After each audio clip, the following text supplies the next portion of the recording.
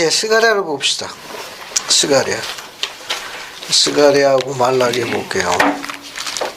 이 스가랴라는 선지자 이름은 여호와께서 기억하신다라는 이름을 갖고 있다고 합니다. 스가랴라는 이름은 여호와께서 기억하신다라는 이름의 뜻을 갖고 있다고 그래요. 스가랴, 여호와께서 기억하신다, 이런 뜻을 갖고 있다고 합니다. 근데 이 스가랴하고 이름이 비슷한 선지자가 있어요.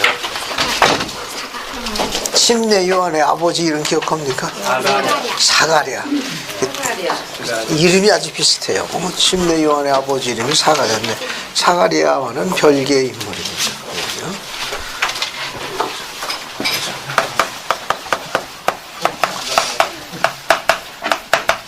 침례 요한의 아버지가 사가랴인데 별개의 인물입니다.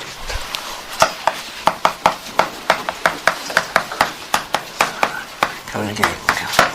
기본적으로 그런 부분을 염두에 두시면 되겠습니다. 그래서 여러분 그 스가랴 주에 33-2를 한번 보세요. 찾았습니까? 네. 거기 밑줄만 보시면 돼요. 성경을 공부하는 일부 학생들이 스가랴와 신약 전서에 나오는 사가랴를 혼동한다. 선지자 조셉 스미스는 그들이 별개의 두 인물임을 가르쳤다. 됐죠? 네. 세자 중에 두 개가 비슷하다고 같은 분이라고 생각하시면 안 돼요.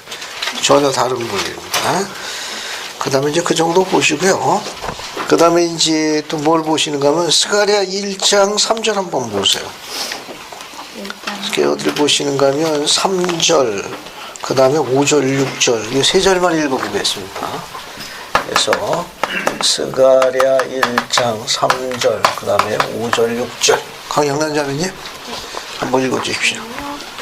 스가랴 1장 3절 읽으시고 건너뛰고 5절, 6절 같이 읽어주십시오.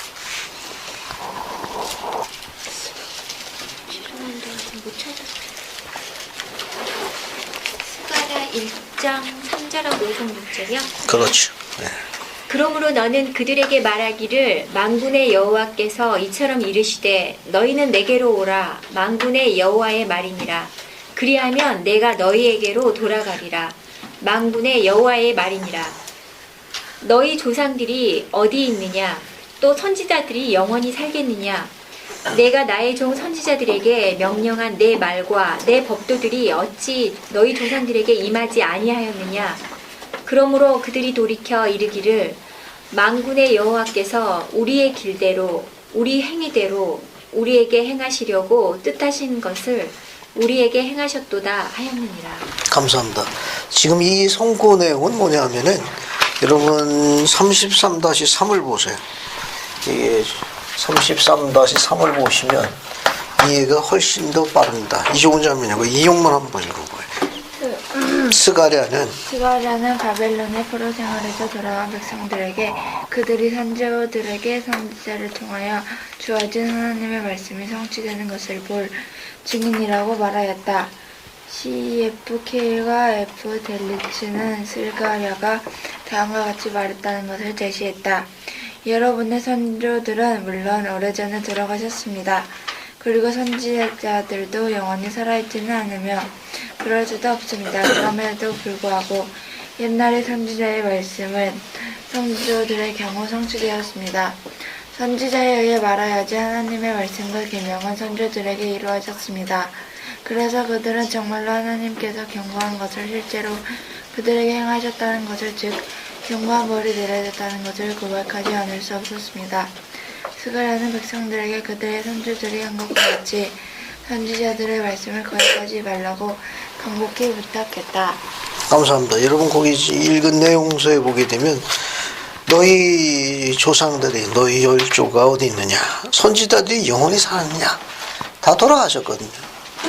신앙의 선조들과 조상들이 다 죽었고 선지자도 다 죽었는데 그러나 살아남은 거, 성취된 거는 그 선지자들이 그 조상들에게 선조들에게 예언했던 것은 성취되지 않았더냐.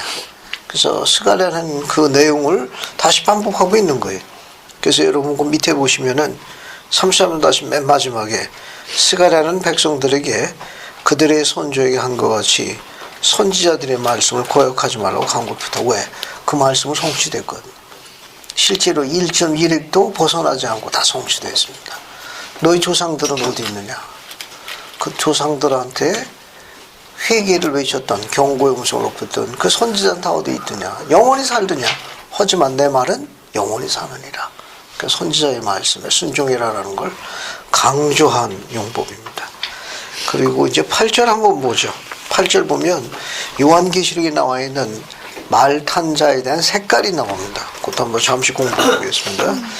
8절 한번 보죠. 8절부터 어디까지 보는가 하면은 10절까지 읽어보겠습니다. 참조를 한번 읽어볼게요. 8절부터 10절까지. 조태환 형제님 쭉 읽어주십시오.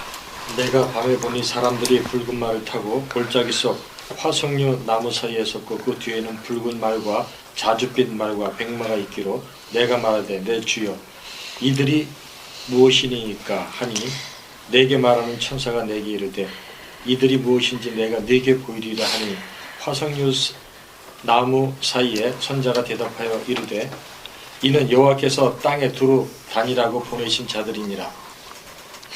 감사합니다. 여기 말 탄 자가 나오고 또 말의 색깔이 나오죠. 이 색깔이 이제 뒤에도 또 다시 이제 반복되고 있습니다. 똑같이 반복되고 있는데 우선 한번 적어보죠. 거기 보면 말이 어떤 종류의 말이 나옵니까? 붉은색 말 나오고 그 다음에 또 뭐가 나옵니까? 흰색 말 나오고 그 다음에 자색의 말, 그죠? 자줏빛. 한번 적어볼게요. 여기 맨 앞에 나온 게 붉은 말이 나오고 그 다음에 뭐가 또 나오죠? 어디 보자. 붉은 말, 그 다음에 흰색 말, 그 다음에 자줏빛 말. 뭐 다 좋습니다. 이거 우리가 흠정역의 번역에 보면은 이제 줄여가지고 홍마, 백마, 여기는 자마. 이 번역이 더 재밌는데.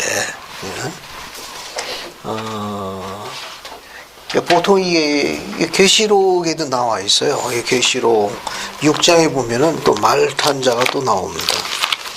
요한계시록 6장도 한번 같이 보죠. 계시록 6장도 한번 볼까요? 요한계시록 6장. 거기 6장 2절 보면 무슨 말이 나옵니까? 흰말 나오네요. 그죠? 흰말 나오고. 그 다음에 어디 봅시다. 4절 보면 뭐 무슨 말 나와요? 붉은 말 나오네. 그죠? 붉은 말 나오고. 그 다음에 6장 5절에는 뭐가 나옵니까? 검은 말 나오네. 검은 말 나오고. 그 다음에 건너뛰고 또 말이 또 어디 또 있냐? 6장 8절에 또 있네. 6장 8절에 무슨 말이 나옵니까? 청황색 말. 그죠? 네. 거기 여기 보면 계시록 6장 2절 보면 흰말을 탄 자가 활을 가졌고 멸관을 받고, 그죠? 네. 멸관하고 승리의 행진을 하고 있습니다. 그죠? 이것도 이거라. 그 다음에 붉은 말을 탄 자는 어떻게 됐습니까? 땅에서 화평이 제거됐습니다. 화평이 제거됩니다. 그죠? 네. 그 다음에 또 화평이 제거된 거 있고 또 서로 죽이네. 전쟁. 그죠? 네. 서로 죽임. 그게 또 뭐가 있습니까? 또 서로 죽이고. 큰 칼. 그죠? 네. 그 다음에 고문 말. 고문 말은 뭘 갖고 있었습니까? 손에 저울 가졌네. 그죠? 손에 저울 가졌고. 밑에 보면은 한 대란이 오네. 한 테라리온에 뭐라고 돼 있어요? 미란데 아니 뭐 아니다. 미란데가 맞네. 미란데. 그 다음에 보리석대. 거기에다가 또 뭐가 있어요? 감람류와 포도주. 감람류와 포도주는 해치지 말라. 그 다음에 쭉 넘어갑시다. 넘어가죠. 청황색만은 또 뭐가 있어요? 거기 뭐. 아유 이름도 좋네. 이름이 뭐예요? 사망이네.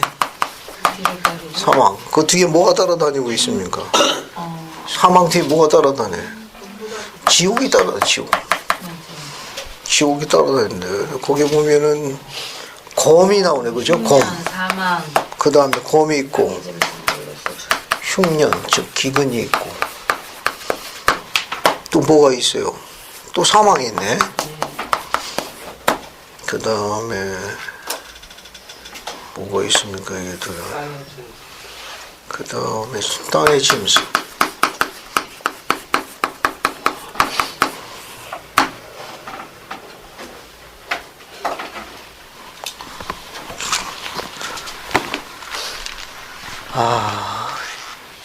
도움이 될까 싶어가지고 지금 계시록에 나와 있는 걸 이야기했는데 이 사도 요한, 저 계시자 요한은 지금 구약 시기에 대해서 지금 말을 가지고 경륜의 시대, 각 경륜의 시대 특징을 이야기하고 있는데 스가랴도 같은 구약 시기입니다. 그 요한계시록은 구약 시기보다는 오늘날 우리 시대를 더 본 거예요. 앞으로 일어날 일에 대한 계시입니다. 그래서 논법을 어떻게 썼는가 하면 이게 다 구약 시기에 해당되거든요. 구약에 해당된 것이 스가랴가 이야기한 것처럼 선조들에게 선지자들이 이야기한 게 성취되지 않았더냐. 그러면 내가 앞으로 될 일 이야기하는 거에 귀 기울여라. 왜? 앞에 이미 선조들에게 성취되어 있으니까 내가 이야기하는 것도 앞으로 이후에 다 성취될 것이라. 그런 논법으로 스가랴도 이야기하고 있는 겁니다. 또 여호와께서 스가랴에게 이야기하는 거는 너희 조상들이 다 살았느냐? 어디 있느냐? 다 죽었거든. 그 선지자들 다 어디 있느냐? 다 죽었거든. 그러나 내 말은 아직까지도 유효하지 않냐? 왜? 앞으로도 계속 이미 성취됐지만 지금도 성취되고 있고 또 앞으로도 성취될 거니까. 계시자 요한도 같은 논법으로 썼습니다. 같은 논법 썼는데 여기 이렇게 여기 말이 나오죠. 말. 요 말은 그 당시에 뭘 나타냈죠? 이 말은 그 당시에 뭘 상징했습니까? 요한계시록에서 말. 지도 이 보통 권세, 통치 이런 걸 상징해요. 그리고 이 앞에 나와 있는 색깔은 그 당시의 특징을 이야기합니다. 특징을 이야기해요. 여기 희다는 걸 뭘 나타냅니까? 희다는 건 뭘 상징하는 것 같죠? 평화도 있지만 어때요? 흰색은? 그렇죠. 순결, 정결. 그러니까 이 흰말을 탄 자가 이게 말이니까 힘을 갖고 있습니다. 파워를 갖고 있어요. 그것도 도미니언, 통치로 다스린 거예요. 그 시기를 단추는데 이 말을 탄 자가 멸관을 썼으니까 그가 그 시대를 다스린 통치자예요. 그리고 승리의 행진을 이야기했으니까 구약 시기의 첫 이 시기에 서전을 승리로 장식했습니다. 맨 처음을 의도적으로 기록한 거예요. 그러니까 흰말을 탄 자는 누구를 나타내는가 하면 에녹을 상징합니다. 에녹이 승리했거든. 세상을 이겼습니다. 이게 라운드를 이야기하게 되면 첫 번째 라운드도 승리했어요. 의로운 자들. 그럼 마지막 라운드 누가 승전하는 거예요? 의로운 자들이 승리하냐. 중간에 어찌되었든 중요한 게 못해. 끝에 이기면 다 이긴 거예요. 그러니까 마지막 결전도 이깁니다. 그걸 염두에 두고 의도적으로 묘사한 거예요. 이게 흰색이라는 건 이게 순결, 평화도 있지만 그 신자매님이 이야기한 것처럼 평화 다 내포하고 있는 거예요. 그 다음에 이제 붉은 말을 탄 자는 화평을 제거해 버렸습니다. 그리고 서로 죽였어요. 큰 칼이 난무했습니다. 그러니까 이 북다는 거 뭐하고 관련이 있습니까? 우리 전쟁이요. 우리 몸으로 비유하면 피와 관련이 있습니다. 그러니까 전쟁과 관련이 있어요. 전쟁과 관련이 있어요. 말을 탄 자가 세상에 화평을 제기하고 서로 죽이고 큰 칼로 다스림이거든요. 끔찍했던 겁니다. 여기 붉은 말을 탄 자는 누구 같아요? 네? 노아가 아니라 악마 그 자신입니다. 사탄 그 자신. 사탄. 노아가 그렇게 나쁜 일 했습니까? 노아가 그렇게 큰 칼 갖고 휘둘르고 다녔습니까? 노아가 지금 무덤에서 몸에 섭섭한 거 하고 나 아니요, 나 아니라니까. 사탄 그 자신이에요. 그래서 홍수로 싹 쓸어낸 거예요. 그 다음에 이제 이 곰 따는 거 있죠. 이 곰 따는 건 보통 일반적으로 뭘 상징하는가 하면 죽음을 상징합니다. 죽음을 상징. 그런데 이제 손에 저울이 있다니까 뭔가 부족했던 거예요. 저울이 있으니까 뭔가 부족했던 겁니다. 뭐 부족했느냐? 먹는 거거든. 곡식이 아주 부족했던 그런 경륜의 시대가 있었다는 걸 암시하는 거예요. 구약 시기에 아주 기근으로 고생한 끔찍한 시기에 암시하는 겁니다. 기근으로 다 굶어주는 끔찍한 시기. 손에 저울이 있다는 건 뭔가 아주 부족했던 거예요. 넉넉하면 어떻습니까? 덤으로 이렇게 줘주시면 부족하니까 아주 잘 수밖에 없는 거죠. 그런데 이제 한 테라리온에 밀한대, 보리한대니까 이 한 테라리온은 신약 시기에 건장한 노동자가 하루 임금으로 받습니다. 건장한 노동자 하루 임금이 얼마 정도 되죠? 오늘 요즘에 얼마씩 합니까? 건장한. 요즘요? 요즘? 네. 10만 원. 10만 원? 아, 감사합니다. 10몇만 원. 10만 원이 좋아요. 다른 얘기 하지 마시고. 난 10만 원으로 하겠습니다. 아, 우리 아들 열심히 일하는데 너무 임금이 싸가지고 좀 안 좋더라고. 그래. 10만 원 합시다. 조금 더 주면 더 좋고. 근데 10만 원에 밀 한 대면 싼 겁니까? 엄청 비싼 거죠. 엄청 싼 거예요. 엄청 비싼 아, 거. 그래? 그럼 보리석대 10만 원이면. 엄청 비싼 거죠. 또 괜찮죠. 얼굴 피세요, 얼굴 피세요. 지금 설명하는 겁니다. 그러니까 기근 때의 가격으로 알려져 있습니다. 기근 때는 곡물이 부르는 게 가격이다. 결국 뭐냐? 건장한 노동자가 하루 종일 일해도 하루뿐이면 먹는다는 거예요. 아, 그러니까 기근 때는 돈이 아무리 많이 있어도 부르는 게 가격이고 그냥 하루 버리지만 못하다. 그런 시기가 있었습니다. 그런 언제죠? 이런 끔찍한 기근의 시대가 아브라함부터 쭉 시작해가지고 누구까지? 요셉까지. 그죠? 7년의 풍년 뒤에 끔찍한 7년의 흉년이 왔지 않습니까? 표현하는 거예요. 죽음. 그 다음에 이제 청황색말은 이거는 이제 색깔이 합친 거예요. 네. 그죠? 네. 청황색, 이 청황색말은 푸르스름했다가 노랗게 되는. 노래, 누리끼리해지는 거 아니에요. 그죠? 네. 근데 이 번역을 참 잘했습니다. 일 뭐예요? 사망. 사망이에요. 사는 게 지옥 같은 거예요. 알겠어요? 그러니까 주변에 일어나는 일이 어떻습니까? 심장 떨리게, 맞아요. 사슴 떨리게 시퍼렇게 하고 그러다 어떻습니까? 그 상황이 닥치니까 누렇게 뜨는 거예요. 그 지옥까지. 예. 어때요? 사망이, 죽음이 내 앞에 오면 어때요? 멀리서 이렇게 오면 어때요? 시퍼렇게 공포에 질렸다가 막상 당하면 어떻습니까? 눈이 누렇게 뜨죠.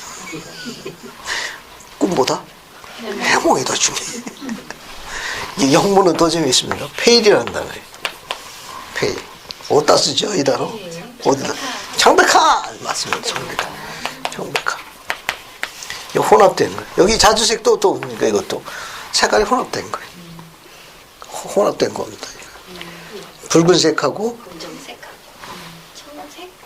붉은색하고 자주색 어떻게 만듭니까? 크레파스 나무 이렇게 했어. 자주색하고 붉은색하고 꼼색하고 섞으면 자주색이 나옵니다. 응? 집에 가서 한번 해봐요. 자, 이게 청황색 말은 어떻습니까? 이 뒤에 보게 되면 사는 게 지옥이에요. 죽지 못해 사는 거예요.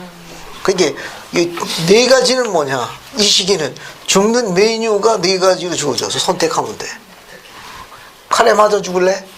아니요. 그러면 굶어 죽을래? 아니요. 이건 뭡니까? 전염병을 이야기합니다. 역병. 그러면 바이러스 옮겨 죽을래? 아니요. 그럼 맨 마지막 뭡니까? 물려 죽을래? 이 네 개 중에 하나를 선택해야 되는 시퍼렇게 질렸다 누렇게 뜨는 세상. 예, 그런 시기가 있었습니다. 예, 구약에 이제 보통 경전에서는 이제 전쟁과 전쟁의 시기였던 전쟁의 가장 그 끔찍한 그 시기의 우두머리가 바로 다윗 시대입니다. 예, 끊이지 않았거든. 예, 보통 게 비유합니다. 그래서 따라서 마찬가지예요. 그죠? 홍마, 붉은색 말도 우리 교재해 볼게요. 주의해 보면 뭐라고 나왔는가. 지금 설명한 게 반복되어 있습니다. 33-5를 봐요. 여기 33-5로 갑니다. 33-5. 거기 보세요. 붉은색의 말 타고 있는 사람 아마도 주님의 천사인 것 같다. 예. 이 장면에서 골짜기 아래 서 있는 사람은 하나님의 백성의 보호자이다. 신의 섭리의 양상이 하늘의 사자의 색깔로 나타나고 있다. 붉은색은 뭘 나타내요? 여기 붉은색은 여기 붉은색. 전쟁 혹은 피를 나타난다. 흰색은 흰색. 여기 뭡니까? 승리 또 평화 혹은 순결, 정결을 의미한다. 자색 섞인 겁니다. 자색 전쟁이 종말 이후 불안정한 시기에 혼돈의 요패를 나타낸다. 뒤섞인 거예요. 혼돈의 요패 지금 얘기하지 않습니까? 초황색만 섞인 거예요. 색깔이. 예. 혼돈의 시대. 33-6을 갑니다. 그 다음에 여기 33-6으로 가요. 33-6 한 장을 넘겨서 밑줄 것만 보세요. 밑줄 친 것만.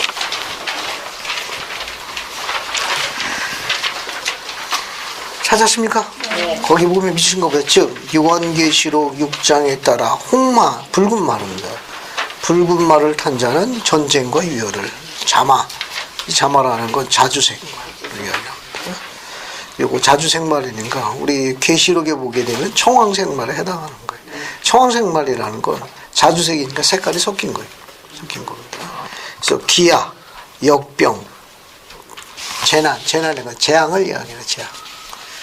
마지막으로 백마 탄 자는 승리와 세상을 정복함을 뜻하는 것이다.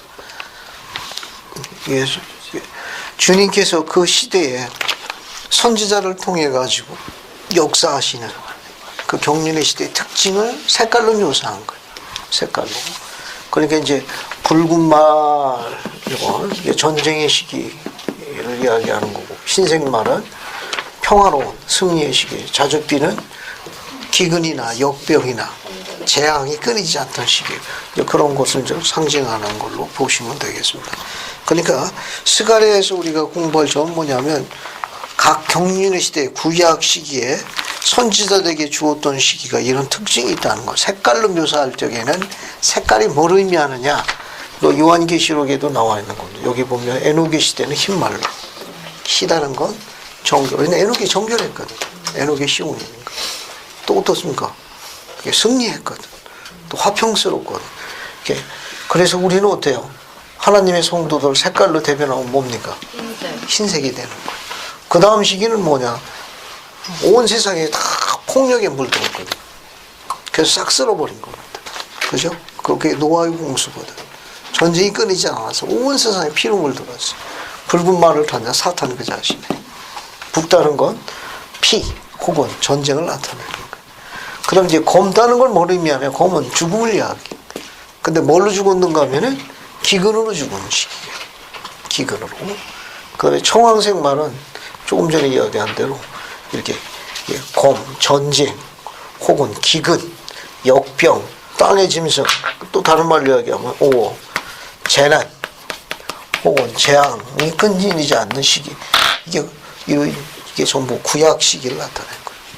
이게 구약 시기의 이미지를 색깔로 다 묘사하는 거예요. 이게 순서대로 된 거죠. 순서대로. 자, 그래서 스가랴 색깔 공부를 그 정도 하시면 도움이 될 거예요. 그 다음에 이제 또 다른 걸 뭘 보시는가 하면은 18절 첫 줄을 보면 뿔이 나온다. 뿔 보셨습니까? 네. 18절 첫 줄 보세요. 거기 뿔이 나옵니다.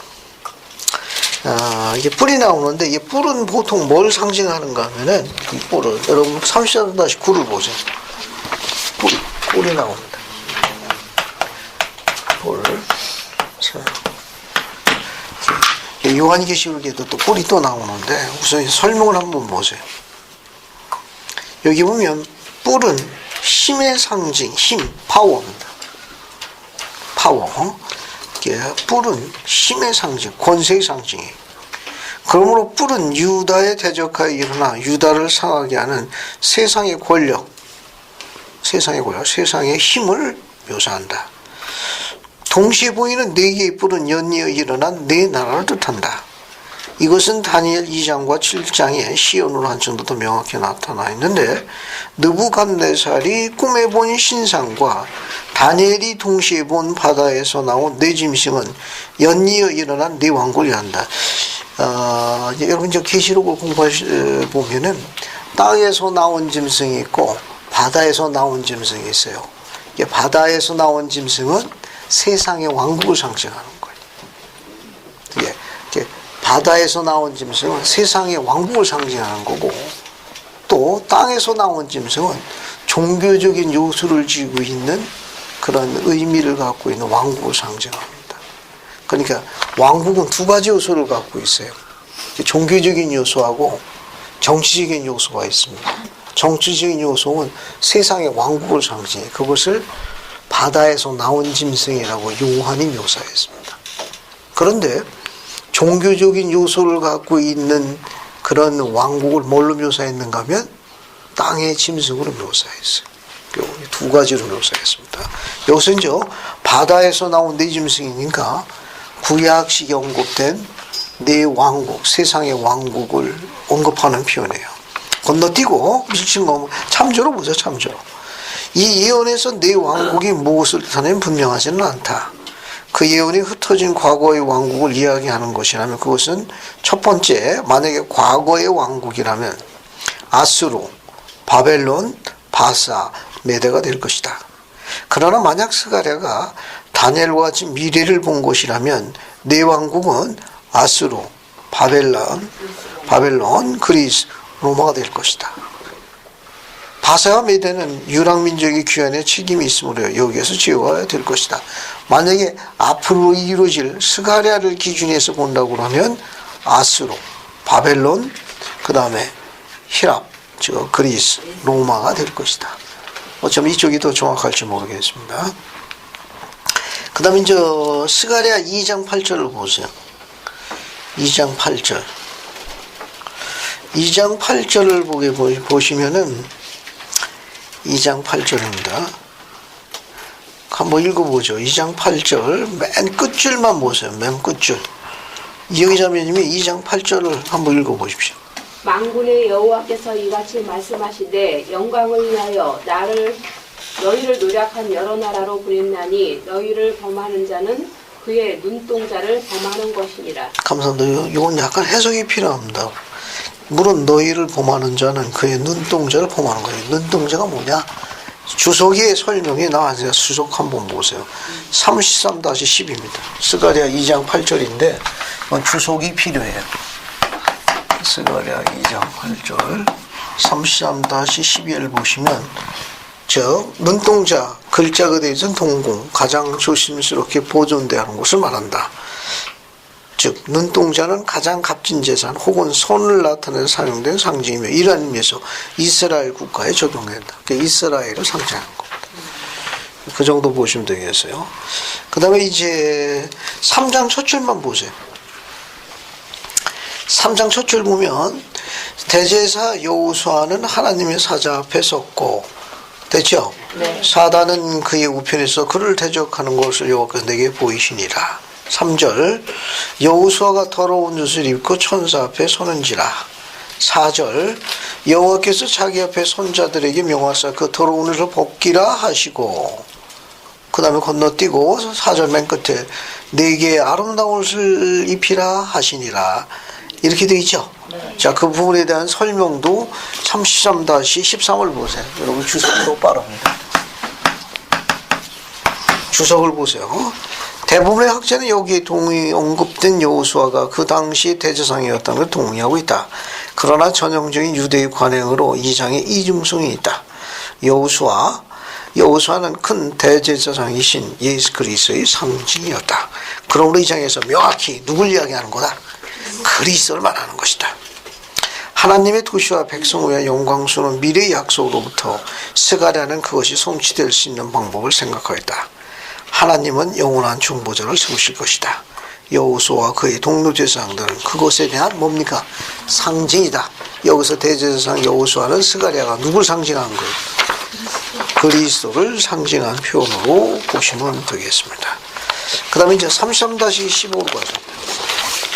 33-15. 거기 밑줄 친 거 보세요. 33-15. 보셨습니까? 거기 더러운 옷을 벗기라고 그랬죠? 이 더러운 옷은 뭘 상징합니까? 죄를 상징합니다. 더러운 옷. 죄를 상징합니다.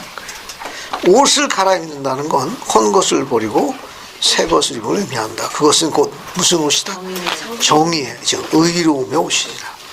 개심한 것. 그 다음에 이제 33-16 보시기 전에 우리 성글 한번 읽죠. 스가랴 3장 8절 한번 보세요. 스가랴 3장 8절. 맨 끝줄만 봅시다. 맨 끝줄. 신의 개념은 이제 3장 8절 한번 읽어주십시오. 대제사장 여호수아야, 너와 내 앞에 앉은 내 동료들은 내 말을 들을 것이니라. 이들은 예표의 사람들이라. 내가 내 종 싹을 나게 하리라. 감사합니다. 내가 내 종 싹을 나게 하리라. 거기 싹. 혹은 순이라고 합니다. 브랜치란 단어예요. 브랜치란. 그 여기서 싹. 순은 뭘 나타내느냐? 이사야서 11장 1절로 가볼게요. 이사야서 11장 1절로 가봅시다. 이사야서 11장 1절로 가보죠.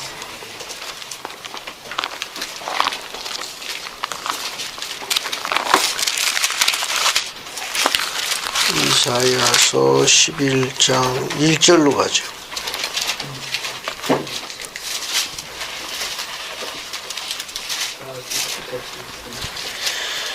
찾았습니까? 네. 이사야서 11장 1절은 거기 보면 또 싹이 나올 거예요. 이사야서 11장 1절.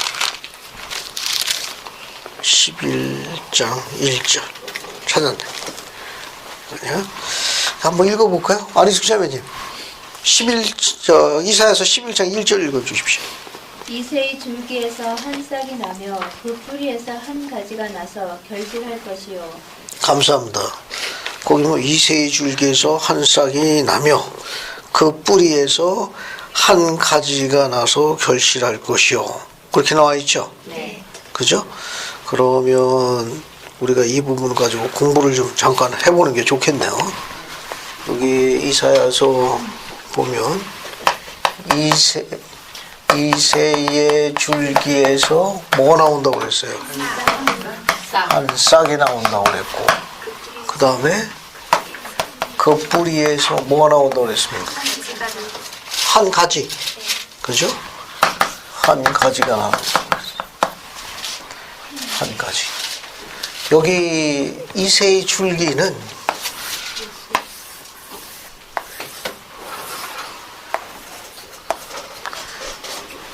여기 줄기, 이게 줄기거든요. 스톰이라는 단어입니다. 여기 싹이라고 나와 있는데, 요건 여기 이 줄기에서 여기서 자라난 요런 한 나뭇가지 비슷한 싹을 이야기해요. 여기 자라난. 이걸 라드라고 그래요. 라드. 요 단어가. 여기는 싹이라고 번역되는데, 여기는 뿌리거든요. 뿌리입니다. 뿌리인데 여기서 한 가지가 자라나는 거예요. 원래. 뿌리, 루트. 그죠? 자라나는 이게 브랜치. 브랜치. 그죠? 한 가지라고 이야기했는데. 근데 스가랴 3장 8절에 싹수는 뭘로 되어 있습니까? 원문이. 브랜치. 브랜치라고. 그럼 이사야서 11장 1절에 이새의 줄기에서 한 싹이 나고 뿌리에서 한 가지가 난다고 했는데 저기 나와 있는 원문은 브랜치. 그럼 여기서도 뭐가 되는 겁니까? 브랜치. 그러면 여기 나와 있는 이새의 줄기는 뭐를 의미하고 싹은 뭘 의미하고 그죠? 여기 줄기니까 이게 일본이 되네. 산싹은 나무 줄기에서 나오는 하나의 작은 어린 가지가 되겠죠. 이거는. 그 다음에 이 뿌리. 이 뿌리는 3번. 가지 나온 건 4번. 이게 3번이 되네. 요거 가지는 4번. 그죠? 네. 자, 지금부터 1번, 2번, 3번, 4번이 뭘 상징하는지 옆에 있는 반원하고 영감을 좀 받아보세요. 시작하십시오. 아니, 그래야 저거 해석하거든. 그래야 스가랴 3장 8절 싹 순을 해석을 한다고. 그렇죠? 한번 정리 한번 해보세요. 또 여러분도 지금 심심하시니까 연구 좀 한번 해보세요.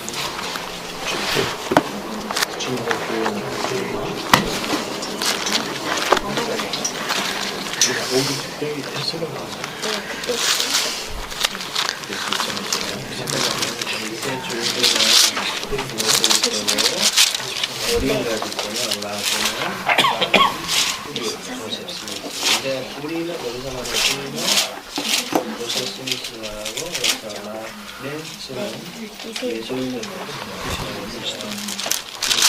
그래서 뿌리가 또 하나 있는데 요셉 뿌리는 예수 스미스 이세 뿌리가 요셉 스미스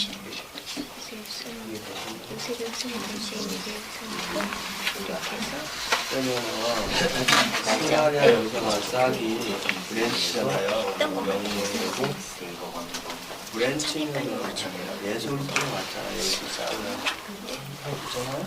라드가 되겠어요. 브랜치 예술. 여기에서 말하는 싹은 예술.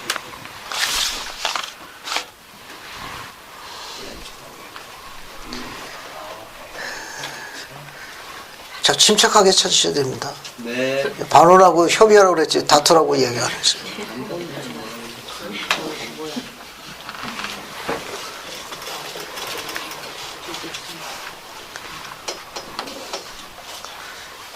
이 계시록도 주어져 있죠? 네. 교례서에 몇 편에 나옵니까? 113편이에요. 113편에 나온다. 113편. 교례서에 113편 찾으면 도움 됩니다. 교례서약 113편 1절부터 4절까지 읽어보시면 돼요. 아니다, 4절까지가 아니라 6절까지 읽어야 되네. 6절까지 읽어보세요. 6절까지.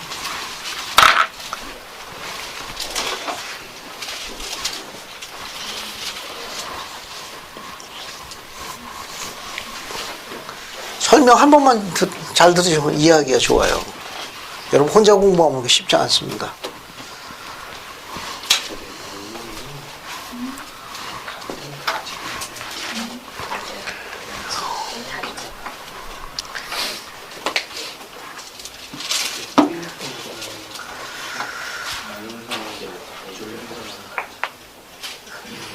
자, 앞에 보세요. 앞에 오시죠. 자, 앞에 보세요. 이제 진도 나갑시다. 어쨌든 오늘 말라기까지는 어떻게 해서도 마감을 해야 돼. 자, 같이 하죠. 같이 하겠습니다. 여기 보면 이새의 줄기에서 여기 줄기에서 한 싹인데 원문을 라드란다 나옵니다. 나무가지. 그러면 계시로 주어진 113편에 이야기하게 되면 이 줄기는 누구 상징합니까? 예수 그리스도요. 그리스로부터 양분을 받는 거예요. 양분을 받아와 축축축축 자라납니다. 그 자라나는 어린 가지가 누구죠? 선지자 조셉 스미스. 조셉 스미스는 누구로부터? 그리스로부터 양분을 받는 거예요. 계시의 양분을 받는 거예요. 축축축축축 걸어나오는 거예요. 그 우리도 계시를 받아 어떻게 됩니까? 축축축축. 계시를 안 받으면 밑으로. 뭐 볼 것도 없어요. 자, 이 계시에 주어진 건 뭐냐면 이세의 줄기. 이세의 줄기입니다. 이세의 줄기. 이세의 줄기니까 혈통을 가야 됩니다. 이세의 혈통을 따라서 오는 거예요. 이거냐. 그러니까 이세의 줄기에서 어린 가지가 이제 자라셨습니다. 조셉 스미스 이야기예요. 그런데 스가랴가 이야기한 건 더 재미있습니다. 계시에 보게 되면 113편 계시에 보게 되면 이 뿌리가 뭐라고 되어 있습니까? 계시에 한번 봅시다. 여기 5절 보세요. 113편 5절 보세요. 5절 6절 한번 읽어볼게요. 이걸 한번 읽어봐야 되는데 그 5절 6절 연경아 한번 읽어보자. 113편 5절 6절 한번 크게 읽어.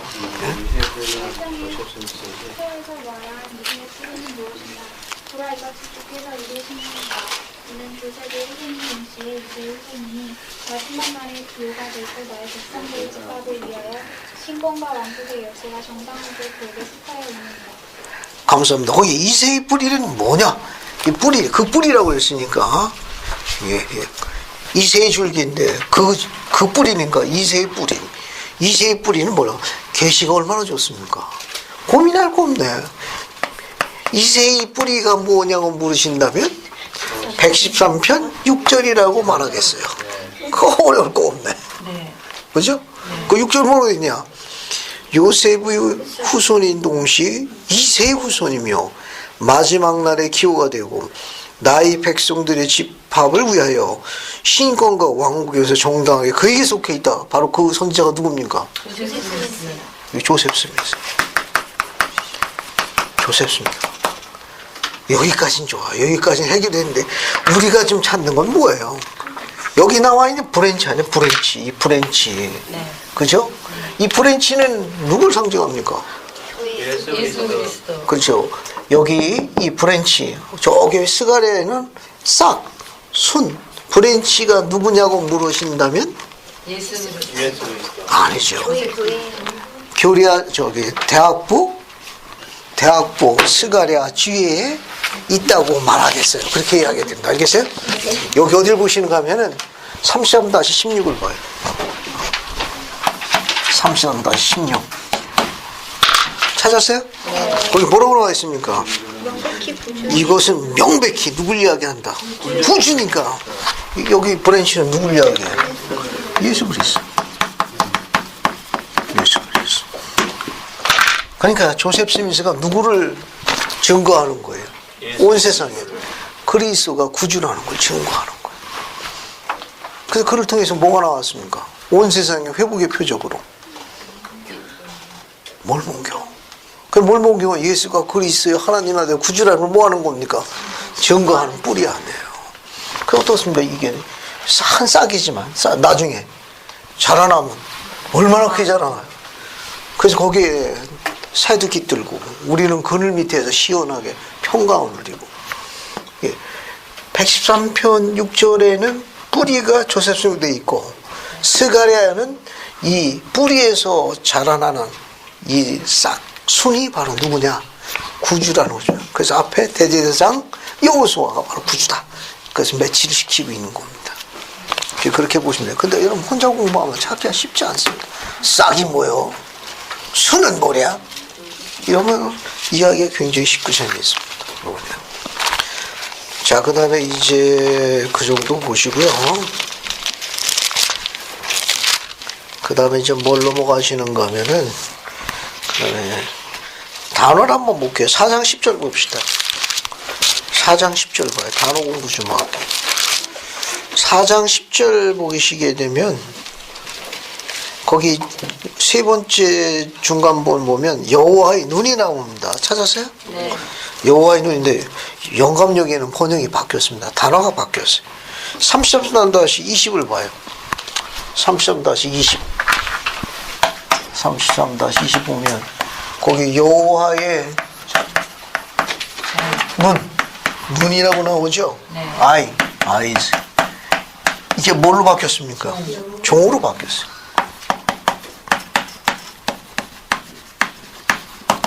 종으로 바뀌었습니다. 종으로 바뀌었어요. 그 정도 보시면 되겠습니다. 그 영감적 번역에는 조금 바뀌었다는 거. 그 다음에 이제 6장 5절 봐요. 6장 5절. 6장 5절 봤습니까? 네. 6장 5절 보면은 뭐라고 되어 있습니까? 천사가 대답하여 이르기를 이는 하늘에 네? 바람. 그죠? 근데 바람인데 영감력엔 또 단어가 바뀌었습니다. 33-23을 보세요. 단어가 바뀌었어요. 거기 33-23 보면은 거기 6장 5절 스가랴 6장 5절에 바람이 뭘로 바뀌었어요? 역시 종으로 바뀌었다는 거. 종으로 바뀌었습니다. 이제 종으로 바뀌었어요. 그 정도 거기 단어가 바뀌었습니다. 거기 단어가 바뀌었어요. 그 다음에 이제 나머지 내용은 여러분 이제 참조해서 보시면 되겠고요. 그 다음에 이제 뭘 보시는가 하면은 교리야 성역 86편 한번 봅시다. 교리야 성역 86편 보세요. 교리야 성역 86편 보세요. 밀과 가라지의 비유입니다. 찾았습니까? 네. 그래서 강영남 자님 네. 86편 7절 한 번 더 읽어보세요. 86편 7절이요? 교리야 성역 86편 7절입니다. 네. 그러므로 추수할 때까지 완전히 무르익기까지 밀과 가라지가 함께 자라게 하라. 그리고 나서 너희는 먼저 가라지 가운데서 밀을 몰아내고 밀을 모은 후에 보라 또 바라보라. 가라지는 다발로 묶이며 밭은 장차 불사름을 입게 되느니라. 감사합니다. 이게 밭에 밀과 가라지 같이 자라죠? 네. 함께 자라니까. 추수가 어떻게 해야 됩니까? 추수 방법은? 그렇죠. 밭에서 가라지 가운데서 가라지 먼저 뽑는 게 아니고 밀을 먼저 걷어서 밀을 어디다 갖다 놔요? 창고에 어디 갖다 놔요? 곡간 곡간이면 어디 곡간이라고 나와 있어요. 계시에 곡간은 안 보이는데. 아니 곡간은 어디서 찾아갖고 왔어요? 그럼 어디다 놔둬요? 아니 거기 7절에 곡간 안 보이는데. 마태복음 14장 아 밀을 걷어가지고 어디다 놨습니까? 밀을 모한 후에 모아놓고 곡간에 갖다 놨어요? 곡간이 어디 있습니까? 계시에 곡간자 기억자도 안 보이는구만. 그러네. 그때가 없잖아요. 마태복음 13장 30절로 갑니다. 마태복음 13장 30절로 가요. 마태복음 13장 30절로 갑니다. 찾았어요? 네. 민정아 한번 읽어보자. 마태복음 13장 30절을 한번 크게 읽어줘. 내가 추수 때까지 함께 자라게 주라. 추수 때 내가 추수꾼들에게 말하기를 가라지는 먼저 거두어 불사르게 단으로 묶고 곡식은 모아내 곡간에 넣으라 하리라. 감사합니다. 거기 곡간 나오네. 네. 그죠? 네. 그 곡간 거기 나오는구만. 네. 그죠? 추수 방법이 같나요? 다른데요. 추수 방법이 마태복음 13장 30절의 추수 방법하고 86편 7절 추수 방법하고 조금 바뀌었죠? 예. 계시가 맞습니다. 계시가 맞는 거예요. 그러니까 밀을 먼저 어떻게 해요? 밀을 먼저 걷어가지고 어디다 갖다 놓습니까? 곡간. 내 곡간에 갖다 놓는 거예요. 그러면 밭에 뭐만 남습니까? 가라지만 남아. 그 가라지 어떻게 해요? 불사르는 거죠. 불사르기 전에 다발로 묶어. 다발로 왜 다발로 먹습니까? 잘 타네. 그러죠. 잘 타라고. 세상에 재밌는 구경이 뭡니까? 불구경이야. 잘 타라고. 그 우리는 끝까지 생존해야 돼. 불구경해야 돼. 근데 이쪽이 농사짓다 보면요. 농사짓다 보면 논에 그 벼가 있었습니다. 그 피나무가 같이 자라는데 그걸 항상 피부터 골라내거든요. 그래요? 예, 피부터 골라낸 다음에 그 다음에 이제 가는데 이거는 보면 그렇게 본다면은 이게 저기 뭐지? 가라지를 먼저 거두 불사르고 이게 하니까 그 경우에는 그게 뭐 이게 좋은데. 아, 감사합니다. 우리 선.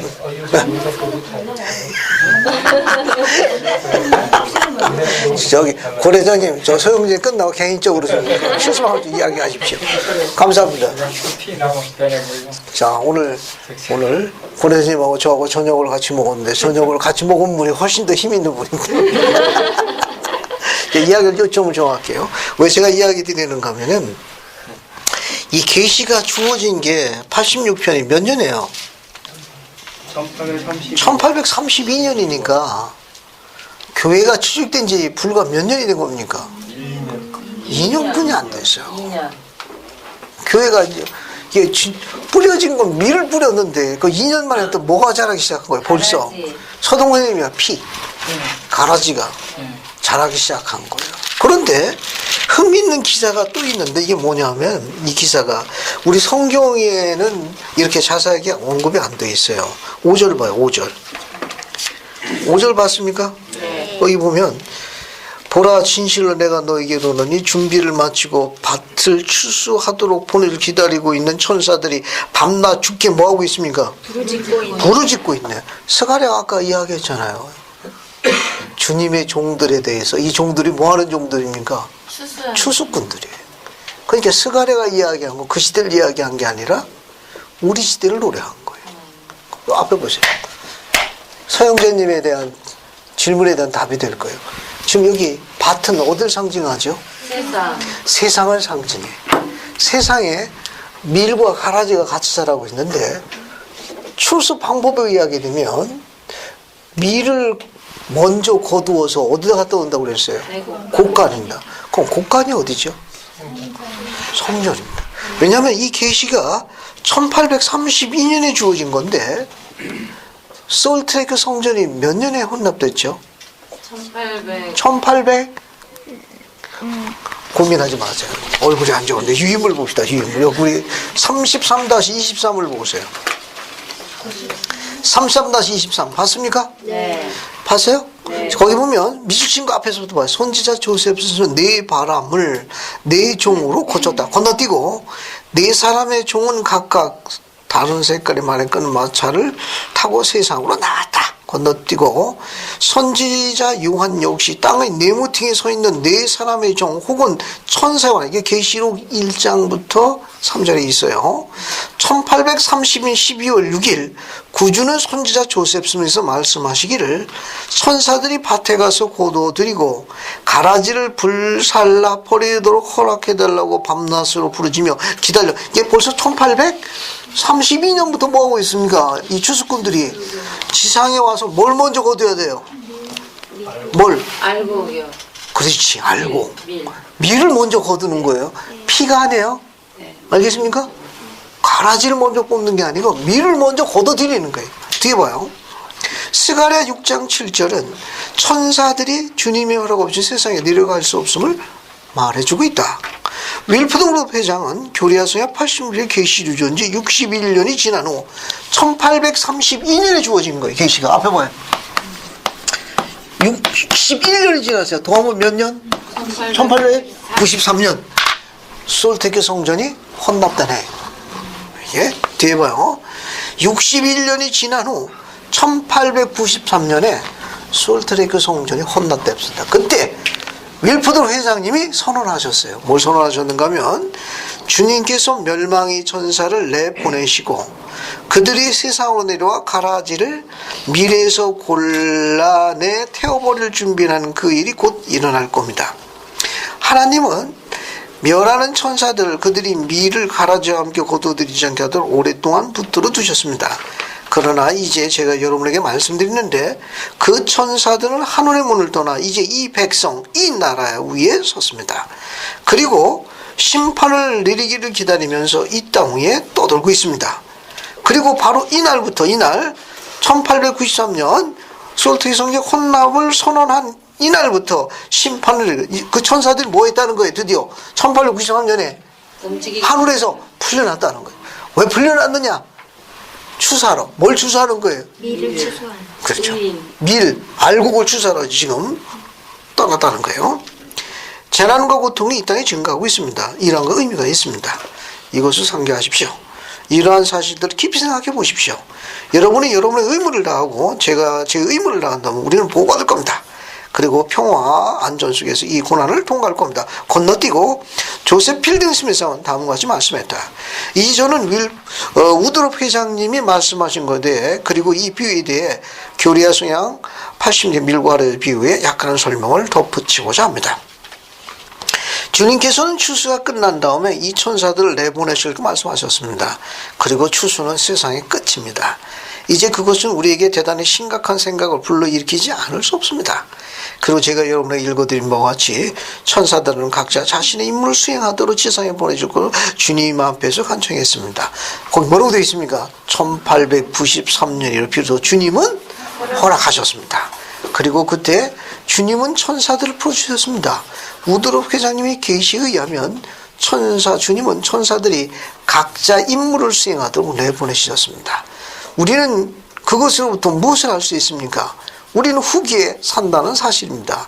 지금은 거두어들인 시기입니다. 지금이 바로 세상의 종말이라고 말하는 바로 그때입니다. 지금 뭘 거두고 있어요? 밀을 거두고 있습니다. 그럼 밀을 거둬서 어디다 갖다 놔요? 곡간에 갖다 놓고 있으니까 우리가 성전을 바라봐야 되는 중요한 의미를 이해할 수 있을 거예요. 잘 보세요. 이 스가랴의 예언은 오늘날 우리 시대 후기를 노래하는 겁니다. 그러니까 이 세상에 예수 그리스도 후기 성도 교회가 하나님의 성전을 짓고 여기서 우리가 특별한 구원 사업을 하는 건 스가랴가 이미 예언한 거예요. 그러니까 누가 알곡이고 누가 밀이라는 오늘 구체적으로 이야기 안 해도 이야기했죠. 어쨌든 천사가 밀을 걸러가지고 다른 곳간이 아니에요. 내 곳간에 갖다 놓는다고 그랬거든요. 그 곳간에 가야 안전을 보장받습니다. 거기서 보장받아야 돼. 거기서 인봉이 돼야 이제 분리되지 않는 거예요. 그러니까 이 교회가 갖고 있는 의식과 가르침이 회복되었습니다. 우리가 가르친 이 가르침을 주목하시고 교회에서 가르치는 방법대로 생활하십시오. 그러면 보호받는 거예요. 지금 위대한 선언을 스가랴가 이야기했고 윌프로드 선생님은 천사들의 출발에 대해서 언급했고 여기 나와 있는데 조셉 필딩 스미스 장님은 그것을 봉인하셨습니다. 지금 1893년부터 미대륙 땅에 뭐가 돌아다니고 있습니까? 거둬들이는 천사가 작업하고 있고 우리 땅은 언제부터 거둬들이고 있죠? 한국 성전이 지어진 한국 성전이 한국 서울 성전이 몇 년에 혼납됐습니까? 1985년 혼납돼. 그때부터 이 땅에도 뭐 풀려났어요? 천사가 풀려나서 지금 뭘 거두고 있습니까? 밀을 알곡을 거둬들이고 있습니다. 우리 좀 어때요? 다이어트 좀 하고 체중 조절 좀 해야 되겠죠. 세상 것을 좀 버리셔야 됩니다. 아주 스가랴 예언은 굉장히 재미있고 흥미있습니다.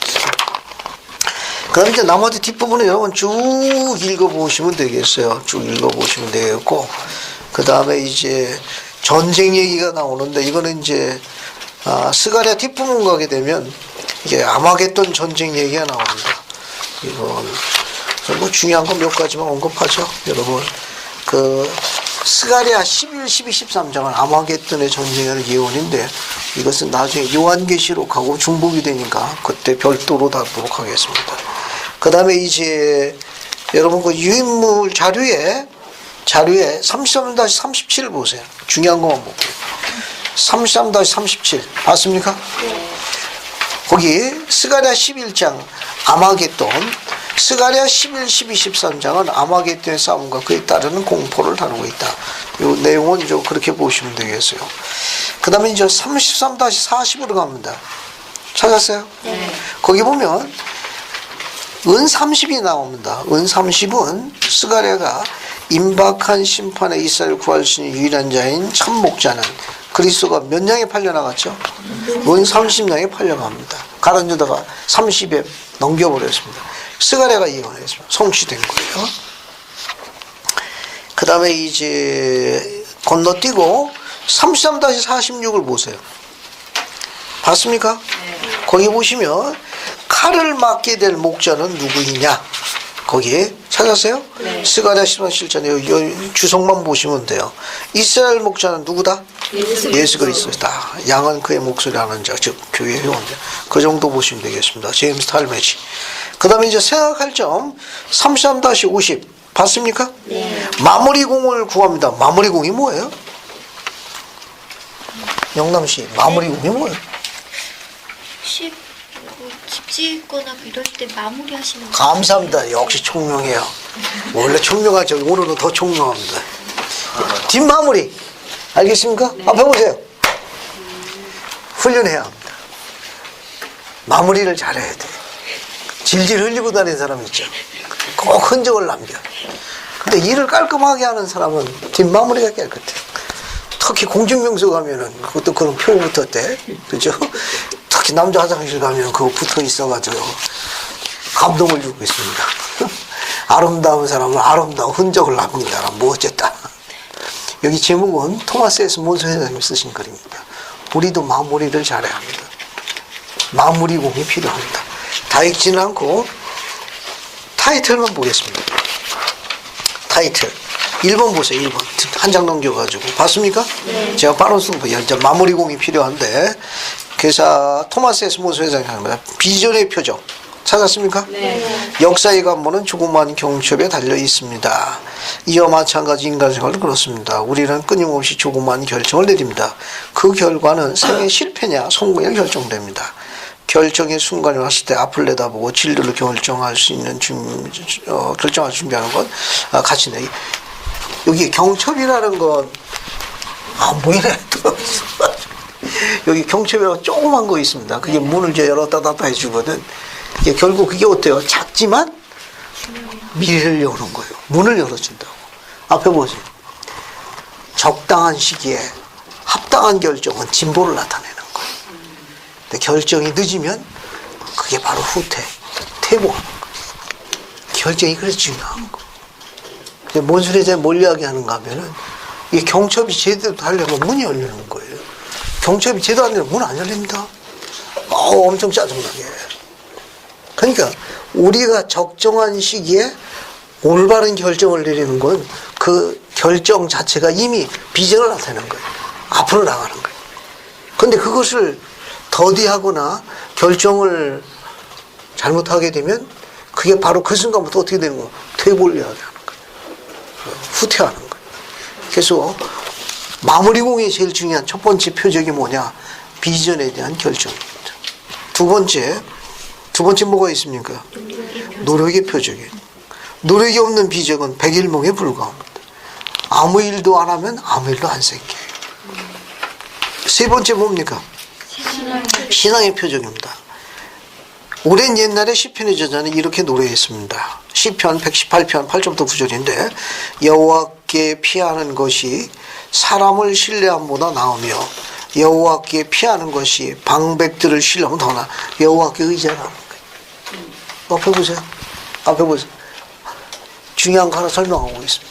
야렛 형제에 관한 걸 요즘에 몰몬경을 공부하는데 야렛 형제도 공부하고 야렛 형제가 미디를 건너간 이유를 주님께서 뭐라고 설명하셨죠? 이더서 1장 43절 맨 끝에 나오는 절인데 내가 내게 일이할 것은 내가 너를 세상에 가장 뛰어낸 약속의 땅으로 인도하는 것은 이끌어가면 내가 내게 일이 행함은 영남씨 뭐 생각나는 거 없어? 그거 꼭 읽고 자라고 그랬는데 그 이더서 아니었어요. 우리가 생각했어요. 그러는 거. 그렇고 다른 데로 보냈구나. 그렇다. 그건 95페이지 절이다. 혹시 기억하시는 분 있습니까? 찾았는데. 정사님 맨 끝에 줄만 읽어줘요. 부르짖었기 때문에. 감사합니다. 그 이더서 1장 43절 맨 끝에 보게 되면 내가 내게 일이 행하는 것은 이 오랜 시간 this long time 이 오랜 시간 동안 내게 여호와께 이 오랜 시간 동안 단어가 클라이드한다. 울부짖었음이니라. 내가 그를 들었노라. 그러니까 우리가 여기서 언급하고 있는 흥미있는 표정이 뭐냐면 신앙의 표적 중에 하나는 매달리는 자세입니다. 주님께 매달려야 합니다. this란 단어는 지켜봤다는 걸 이야기하는 거예요. this long time 이 긴 시간 동안 네가 내게 매달리는 걸 내가 지켜보았노라. 그런 뜻입니다. 그래서 내가 너를 약속된 땅으로 인도하느니라. 매달리셔야 됩니다. 알겠죠? 앞에 보세요. 또 하나 설명할게요. 매달리는 거, 조세가 두드리는 거, 뭐라고 설명했죠? 그분께 나아가는 문을 두들길 적에, 이렇게 놓고 할 적에, 손매듭이 뭐 하도록? 희망이 되면. 감사합니다. 말만 하시면 안 달겠습니까? 학기 끝나고 매듭 검사할 거예요. 멍들었 난들었네. 시퍼렇게 멍이 들도록 매달리라고 그런 거예요. 주님께 매달리십시오. 여러분, 이스라엘이라는 이름이 무슨 뜻이죠? 우리 이스라엘 백성입니다. 하나님과 겨루어 이긴 자. 누가 겨루어서 이겼죠? 밤새도록 싸웠죠. 야곱이.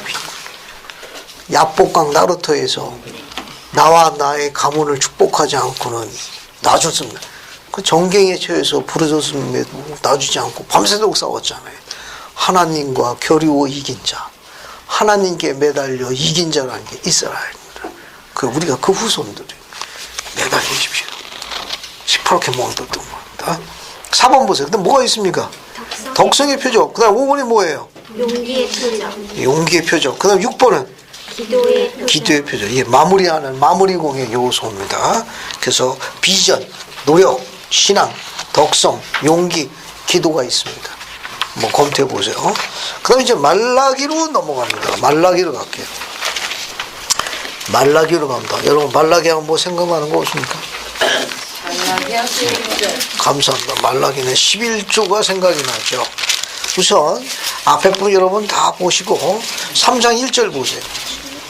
3장 1절 보셨습니까? 네. 3장 1절 한번 보겠습니다. 3장 1절 한번 읽어볼게요. 이예솔 자매? 예솔이가 3장 1절 한번 읽어봐. 여호와가 이르노라 그가 내가 내 사자를 보내니 그가 내 앞에서 길을 준비할 것이요 또 너희가 구하는 바 주가 각각 그 성전에 임하시리니 곧 너희가 사모하는 바 언약의 성자가 임하실 것이라. 감사합니다.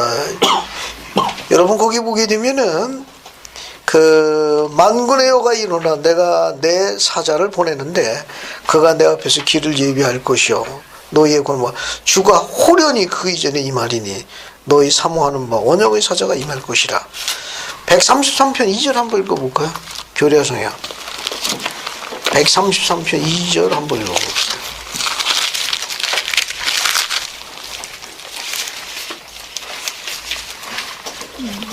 찾았습니까? 그 첫 줄에 뭐가 나와 있어요? 그는 호련히 자기 성전에 올 중이.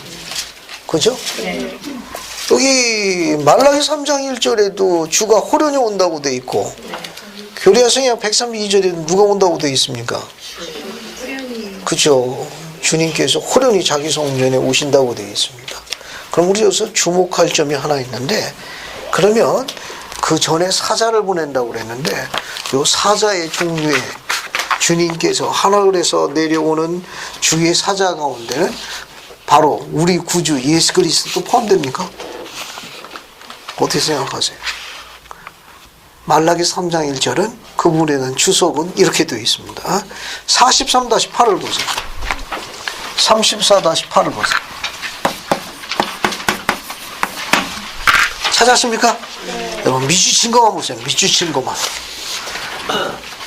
찾았어요? 네. 주님이 첫 번째 오실 때 주님의 길을 예비하러 보내시는 이번 사도 중 하나는 누구다? 침례 요한. 여러분 잘 아시는 거고 건너뛰고 미주신 거 보세요. 조셉 스미스 역시 앞서가는 자로서 길을 예비하며 복음의 회복을 통해 주님의 재림을 위한 기치를 놓았던 점에서 또 뭡니까? 일라이어스는 준비하는 자, 예비하는 자는 뜻을 갖고 있습니다. 준비자, 예비자라는 뜻이 여기서는. 침례 요한이나 손자 조셉은 전부 준비의 일라이스. 준비의 일라였습니다. 자, 그 다음에 거기 보시면 절정의 시대에 더 큰 축복을 가져다 주는 언약의 사자로서 요한은 길을 예비하였다. 자, 보세요. 절정의 시대라는 어느 시대를 절정의 시대라 하죠? 그리스도께서 필메르모로 지사서 성욕을 베푼 시기를 뭐라고 그런다? 절정의 시대라 합니다. 절 보세요. 절정의 시대에 일라이어스가 몇 명이 있습니까? 몇 명이 있어요? 절 보세요. 몇 명? 2명이 있습니다. 2명. 몇 명? 2명이 있어요. 여기 봐요. 그래야 이 설명을 이해할 수 있습니다. 절정의 시대에 관한 한 일라이어스가 2분이 있습니다. 준비,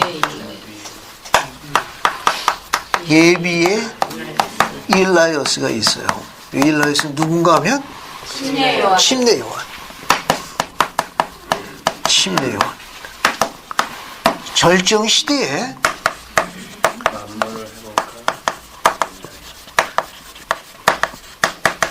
만물을 회복할 일라이어스라고 호칭으로 불리우는 다른 한 분이 있습니다.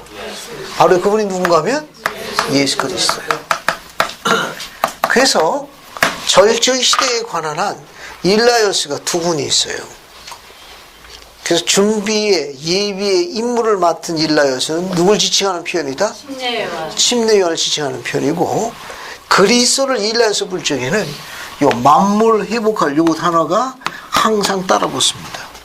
근데 침례 요한은 그냥 일라이어스로 불리우는 반면에 예수 그리스도는 만물을 회복할 일라. 왜? 그분이 대신권하고 복음을 갖고 오신 거예요. 그래서 만물을 회복할 일라이어스는 그분의 고유 호칭입니다. 절정의 시대엔 예수 그리스도 외에는 사용하지 못합니다. 됐죠? 그런데 오늘날은 무슨 시대입니까? 때. 알겠죠? 때가 찬 경륜의 시대에는 만물을 회복할 일라이어스들 복수로 불립니다. 많이 왔어. 알겠습니까? 회복하려고 미니 많이 왔다고. 됐죠?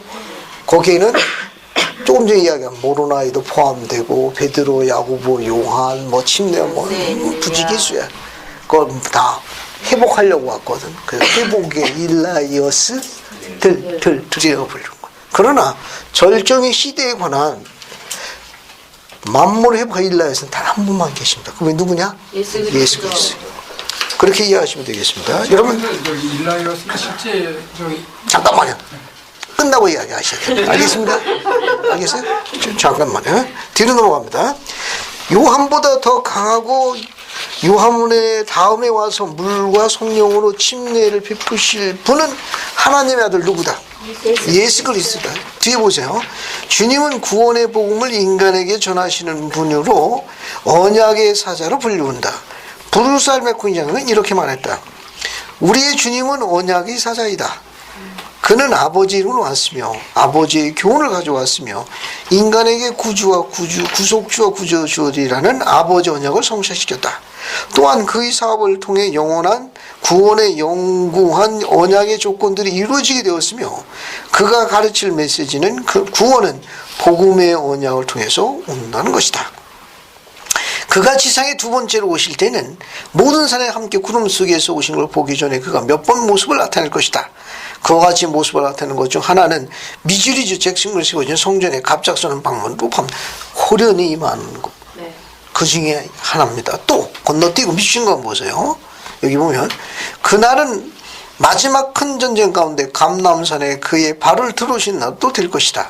성전에 나타나신 부분적으로는 1836년 4월 3일 커틀린 성전에 돌아오심이 이루어졌다.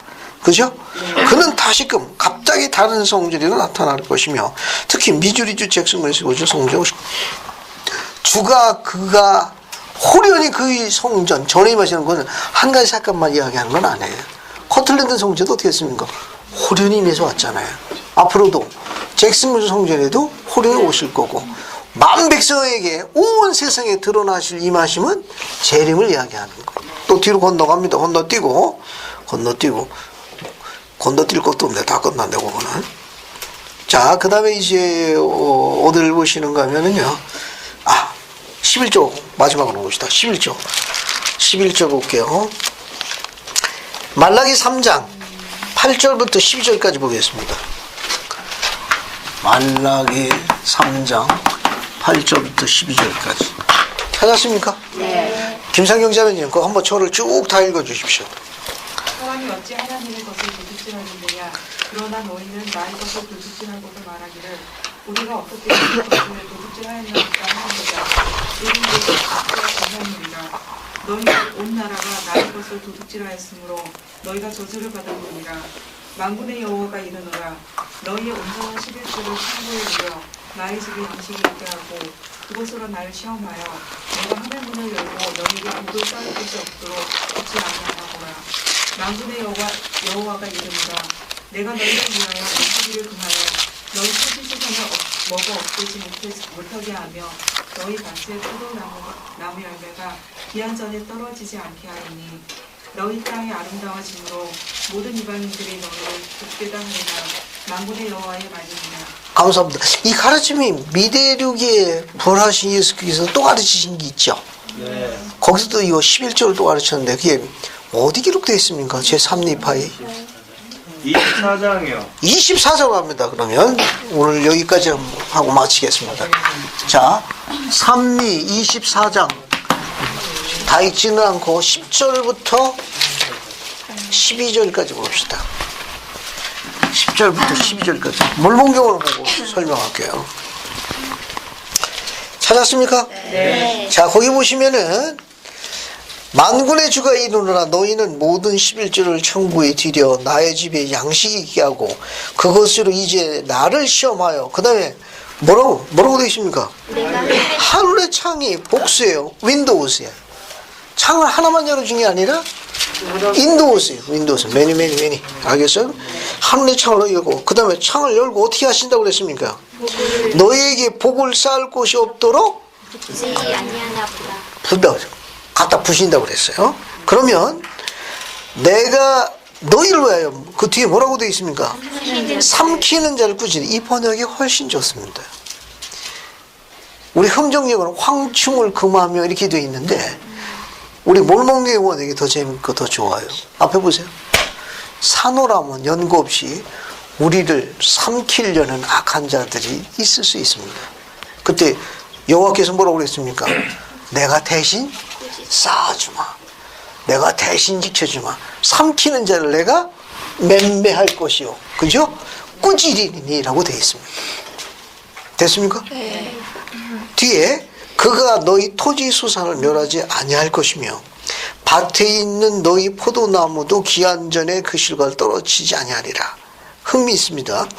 꼭 먹는 것만 이야기하나요? 먹는 것만 이렇게 떨어지지 않는 겁니까? 아니요. 그럼 뭘 이야기합니까? 안자매님 감사합니다. 이제 정리해 볼게요. 오늘 11조 기본 원리는 다루지 않겠습니다. 이미 가르쳐졌고 앞으로 또 확인될 거예요. 오늘 지적하고 싶은 건 뭐냐? 자녀를 지키고자 한다면 11조에 순종하십시오. 지금 이 약속을 이야기하고 있는 겁니다. 만약에 자녀를 지키고자 한다면 11조에 순종하십시오. 절 보세요. 앞으로 미래의 가족을 갖기를 준비하고 있는 우리 사랑하는 아들, 딸들이 있습니다. 여러분도 용돈의 10분의 1을 기꺼운 마음으로 11조에 바치십시오. 미래의 자녀를 지키는 일입니다. 이해하셨죠? 주님께서 앞으로 일어날 때 축복하십니다. 기쁜 마음으로 주님의 창고에 들여놓으시기 바랍니다. 자녀를 지키는 일. 제가 이야기 드립니다마는 우리가 약속이 있는 계명 중에 하늘의 문을 열도록 하는 중요한 열쇠가 되는 율법이 11조입니다. 특히 자녀를 빛과 진리 가운데 지킬 수 있는 율법 또한 뭐냐? 11조입니다. 만국보험 주님께서 보장하십니다. 특별히 윤용하시면 좋겠네요. 자, 그 다음에 이제 같은 내용인데 4장 1절의 내용이 뭡니까? 4장 1절의 내용이 리파이 제3장 25장 1절을 보세요. 1절. 우리 몰몬경이 더 선명합니다. 몰몬경으로 볼게요. 같은 내용입니다. 4장이. 거기 보시면 이는 보라 가마솥같이 타는 날이 이를 것이미니 모든 교만한 자 모든 가나키 하는 자들이 다 그루트게 될 것이라. 만군의 주가 이노라. 그 이르는 날이 그들을 살라 뿌리와 가지가 남기지 않을 것이라. 그렇게 되어 있죠. 여기 뿌리와 가지가 있는데 뿌리는 뭘 이야기하고 가지는 뭘 이야기합니까? 안자매님. 뿌리는 조상들에서 그리고 가지는 감사합니다. 절 보세요. 나를 기준하는 거예요. 알겠어요? 나를 기준해 가지고 뿌리는 나를 기준해 가지고 우리 부모 직계조상들을 이야기하는 거예요. 그러나 가지는 뭘 이야기하는가 하면은 나의 자녀, 손자 뿐만 아니라 나에게서 계속 이루어지는 후손들을 총칭하는 편이에요. 그러니까 뿌리와 가지가 오늘날 우리 시대에 어떻게 된다는 겁니까? 여기 나와 있는 대로 어떻게 돼요? 그루터기 같이 될 것이라 뽑혀져서 태워지고 부서지고 하는 시기가 도래했습니다. 그래서 주님께서 이야기한 말라기로부터 오늘날 우리 시대의 표적 중에 하나가 바로 이런 부분에 대한 것도 강조하고 있다는 거. 뒤로 넘어갑니다. 5절 6절 이제 말라기 맨 4장 끝절하고 똑같은 거예요. 자, 제가 읽고 마칠게요. 여기 보면 보라, 주의 크고 두려운 날이 이기 전에 내가 선지자 엘리야를 너에게 보내리니 그가 아버지의 마음을 자녀에게 돌이키게 하고 자녀의 마음을 그들의 아버지로 돌이키게 하리라. 돌이키지 아니하면 두렵건대 내가 와서 저주로 땅을 칠까 하노라. 그렇게 돼 있죠? 네. 우리 주석을 봅시다. 오늘 공부한 거, 오늘 나눠준 주석 맨 마지막 장을 볼게요. 맨 마지막 장 어디를 보시는가 하면은 34-16을 보세요. 34-16, 34-17 찾았습니까? 네. 자, 34-16부터 봅시다. 뿌리와 가지. 제가 빨리 읽어볼게. 한번 보세요. 개개인은 가족이라는 나무에 속한다. 개인에게 뿌리란 그를 태어나게 한 선조를 말하며 가지란 그에게서 나온 후손을 말한다. 뿌리와 가지를 남기지 아니할 것이란 사람의 손주나 후손에게 영원히 단절된다는 걸 의미한다. 이것은 바로 멜기세덱 신권의 인봉의 축복을 받지 않은 자들과 의식은 행하였으나 축복을 받기에 합당하게 살지 않은 자 상태다. 이와 같은 커다란 비극을 막혀서 엘리야가 인봉의 능력을 가지고 후기의 지상에 내려온 것이다. 됐죠? 네. 자, 그렇게 보시면 되겠습니다. 그 다음에 34-17은 밑줄 친 것만 보시면 됩니다. 거기 보면 모로나이는 조셉 스미스에게 엘리야가 오리라고 말하였다. 모로나이는 고대에 아버지에 한 약속에 언급했다. 모로나는 이 약속을 자녀의 마음을 아베기로 돌리는 게 도움이 되리라고 말하였다. 조셉 필딩 스미스에서는 이렇게 말했다. 자녀의 마음을 아베기로 돌림으로써 후기에 성취될 계획된 조상에게 주어진 약속은 무엇입니까? 그것은 주님이 에녹과 이사야와 그 밖의 선지자를 통해 주신 약속으로 죽은 자들이 구속되는 데 일이라는 것이었습니다. 자녀의 마음을 아버지에 드리는 약속은 대리사업을 집행하고 그들의 계보를 준비하면서 성취되고 있습니다. 오늘날 이 사업이 어디서 이루어지고 있습니까? 성전에서 이루어지고 있습니다. 뒤로 넘어갑니다. 뒤에 맨 마지막 장 좌측편 맨 위에 거 미친 걸 보세요. 찾았습니까? 네. 사람의 마음을 돌린다는 뜻에 관하여 조셉 스미스는 이렇게 말했다.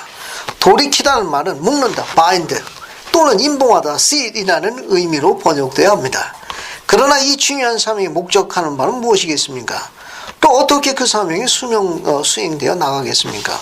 열쇠가 전달되고 일량이 또 오며 복음이 씹어지고 하나님의 성도들이 집합하고 시온이 건설되며 성도들이 시온 산의 구원자로 오게 될 겁니다.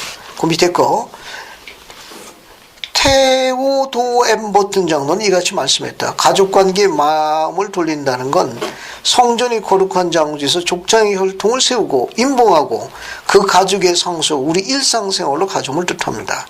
그것이 바로 우리가 성전을 짓는다 할지라도 성전에서 이루어지는 성향을 지키지 않으면 한 백성으로 받아들이지 못한다는 이유입니다. 됐죠? 옆에 건너뛰고 미술 친 거 보세요. 생각하죠?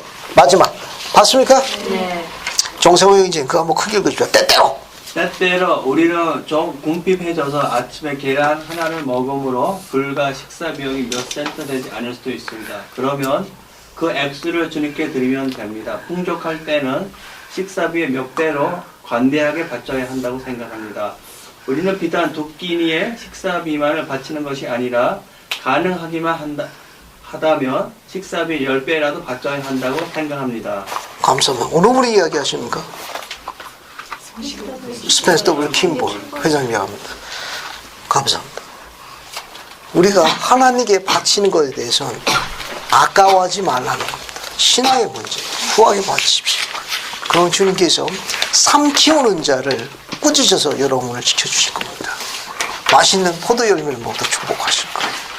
그 나무를 잘 크게 하셔서 그늘 밑에 푹 쉴 수 있도록 안식을 위해서 축복하실 겁니다. 이렇게 해서 대단원의 막을 마치겠습니다. 또 필요한 부분들은 앞으로 또 계속 반복. 예수 그리스도로. 아멘.